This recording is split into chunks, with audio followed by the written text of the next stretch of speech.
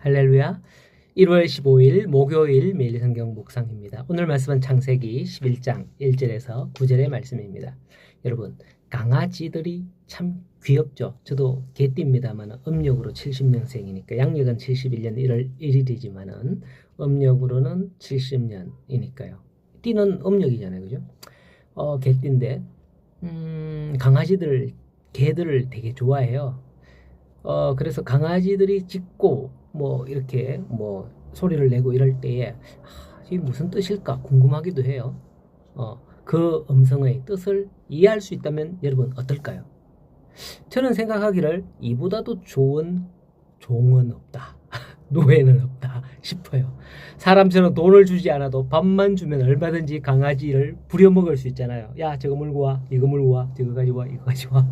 얼마나 좋겠습니까? 애기들한테도 심부름 시키면 재미있잖아요. 예. 종으로 부려먹으려만 하는 건 아닙니다만은 언어가 통하게 되면 함께 웃고 함께 놀다가 또 즐기기도 하고 함께 뒹굴기도 하고 참 재밌을 것 같아요. 그죠? 그래서 보면 TV에도 보면 가끔 독거노인들 농촌이나 도시에 있는 독거노인들에게 반려견들을 선물로 하는 이들이 있습니다. 그러면 그 반려견 때문에 치매도 이제 오지도 안 하고 항상 이렇게 잘 교감을 해서 어른들이 건강하게 남은 여생을 보낸다 하더라고요. 어쨌든 언어가 통한다면 좋은 것 같아요. 눈빛만 통해도 이렇게 좋은데, 그죠? 자, 본문에 보면 처음 세상은 온 땅의 언어가 하나였고 말이 하나였다. 1절에 말씀을 합니다. 어느 누구를 만나도 서로 의사소통이 다 되었던 거죠. 굉장히 신기한 세상 같습니다. 오늘날은 어떻습니까? 외국에 가려면 적어도 영어는 알아야 서로 의사소통이 가능하잖아요.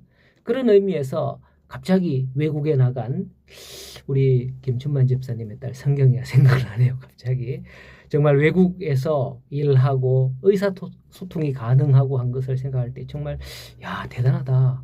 대단한 딸을 낳았습니다. 집사님. 낯선 곳에서 잘 적응하기를 바래요. 우리 성경자매가. 자, 오늘 말씀은 바벨탑 사건이라는 바벨탑이라 일컫는 그런 내용이죠. 사람들이 자신들이 온 사방에 흩어져서 번성하여 땅을 정복하고 충만하고 다스리기를 바랐던 그런 하나님의 뜻을 저버리고 신할 평지에 모여서 탑을 쌓아 올려 자신들의 이름을 내고 온 짐의 흩어짐을 면하자라고 결의를 다짐을 하는 겁니다. 이러한 생각을 한 데에는 아마도 노아 시대의 대홍수 사건을 경험한 일로 인함이 아닌가 생각이 되어집니다. 이제 사람들은 어느 정도 자신들의 기술력이 있었던 것 같아요. 3절에 보면 서로 말하되 벽돌을 만들어 견고히 굽자 하고 이에 벽돌을 돌로 대신하여 라고 하는데요.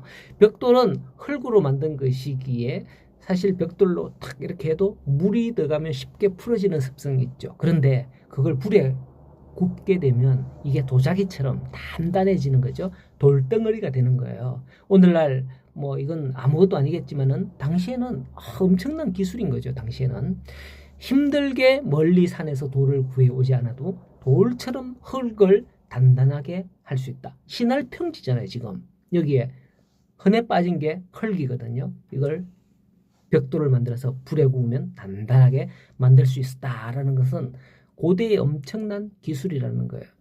또 역청으로 진흙을 대신하고자 합니다. 역청은 아스팔트에 사용되는 그런 새카만 그런 종류입니다. 이게 뜨거울 때는 물처럼 이렇게 걸쭉하게 되고 단단하게 식으면 단단하게 되어서 보면 우리 도로 포장을 하잖아요. 아스팔트로 도로 위에 20톤, 30톤 이상의 차량이 통행해도 까딱없는 소재가 되는 겁니다. 그처럼 단단해져요.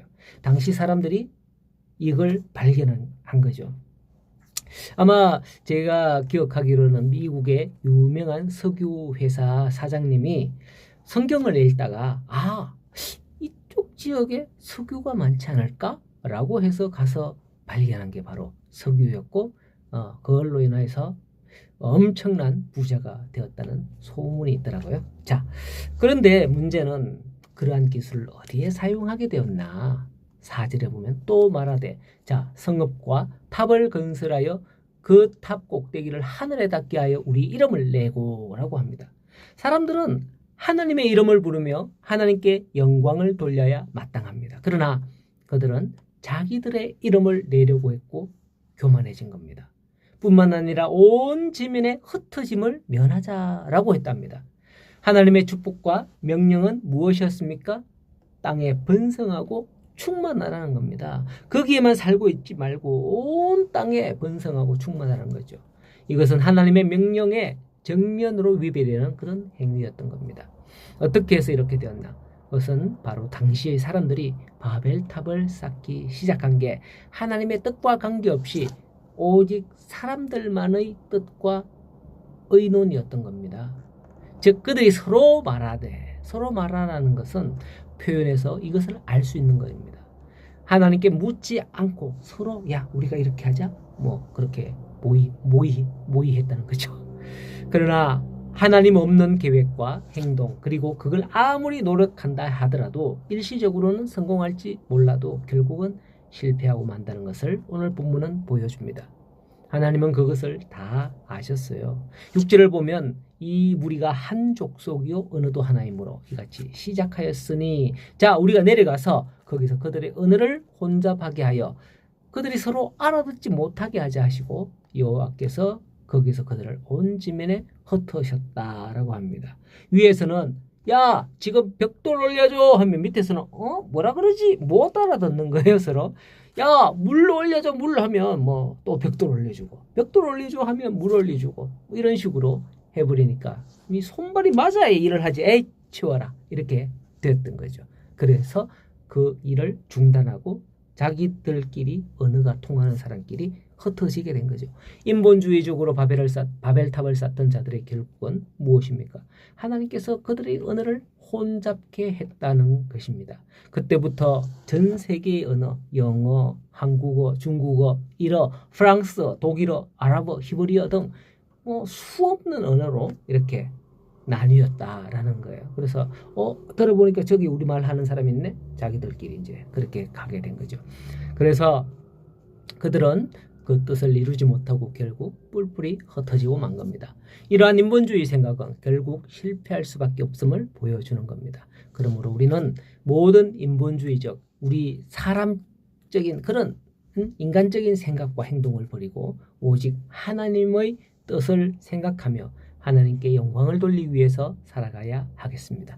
오늘도 나를 위해 우리 가족을 위해 바벨탑을 쌓지 마시고 오직 우리가 모두가 서 있는 그 모든 곳에서 하나님의 이름을 불러 하나님께 영광을 돌리는 성도들이 다 될 수 있기를 간절히 소원합니다. 오늘도 하나님만으로 행복한 하루가 되시기를 축원합니다.